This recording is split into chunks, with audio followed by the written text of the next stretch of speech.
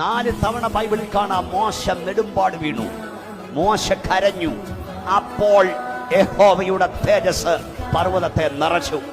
നിങ്ങൾ സ്തോത്രം പറഞ്ഞാലും ഇന്ന് രാത്രി പറഞ്ഞില്ലേലും പറയാം, നിന്നോട് ചോദിക്കുന്ന എല്ലാ ചോദ്യത്തിനും നീ ഉത്തരം കൊടുക്കാൻ പോകരുത്. നീ തന്നെ മറുപടി പറയാൻ പോകരുത്. മറുപടി പറയാൻ ദൈവത്തെ ഏൽപ്പിക്ക്. പറയേണ്ട സമയത്ത് പറയേണ്ടതുപോലെ തന്നെ ദൈവം മറുപടി കൊടുക്കും. വേദപുസ്തകം പറയുന്നു, ദൈവം എഴുന്നേൽക്കുമ്പോൾ അവന്റെ ശത്രുക്കൾ ചിതറിപ്പോകും. ദൈവം എഴുന്നേൽക്കണമെങ്കിൽ നീ ഇരിക്കണം.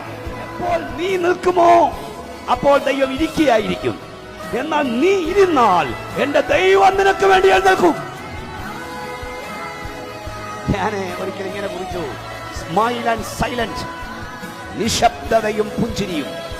ബുദ്ധിമാന്മാരുടെ ചുണ്ടിൽ വിരിയുന്ന 2 കാര്യങ്ങൾ, നിശബ്ദതയും പുഞ്ചിരിയും. എല്ലാ ചോദ്യത്തിനും അവർ മറുപടി പറയാൻ പോകില്ല.